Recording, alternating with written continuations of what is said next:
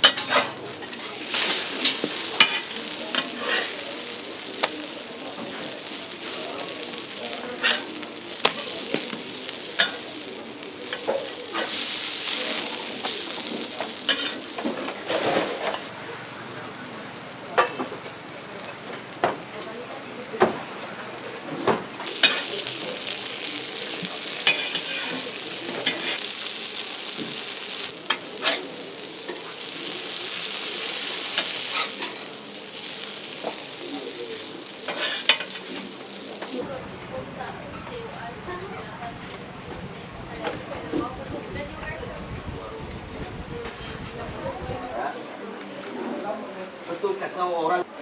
Kenapa jiwa kacau? Sebab lepas makan syok roti canai.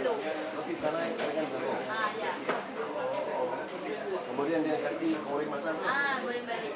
Oh, okey. Kau nak tambah lauk? Nak tambah lauk? Semua ayam? Mampai. Kau punya ais dua?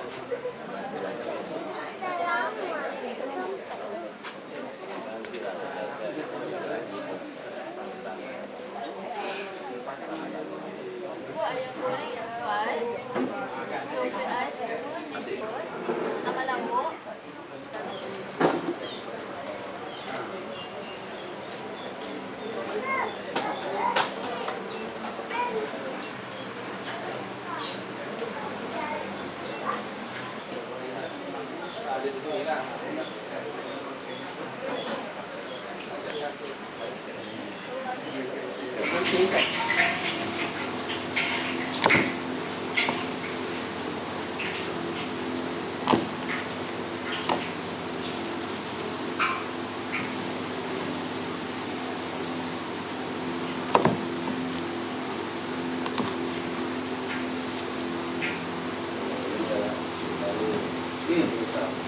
Ini negeri sini.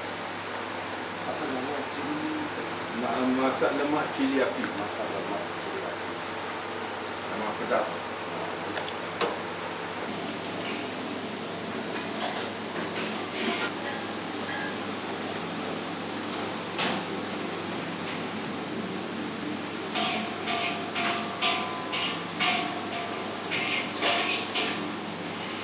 Sembilan star. Betul.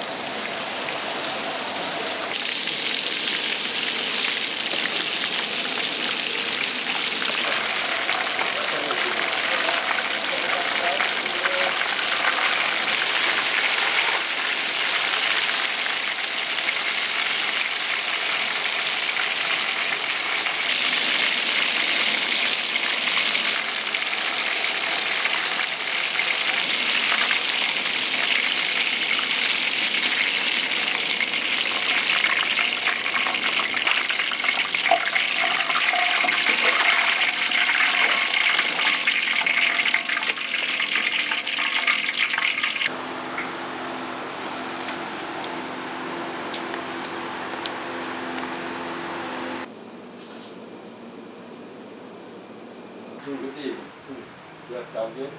Akan mesti orang suka bilang jadi yang kepentingan mesti tarik luar dan tahu mesti mereka datang kan walaupun mereka tahu ini makanan kemungkinan orang lain rasa karena mereka kan dari Taiwan tapi cari di orang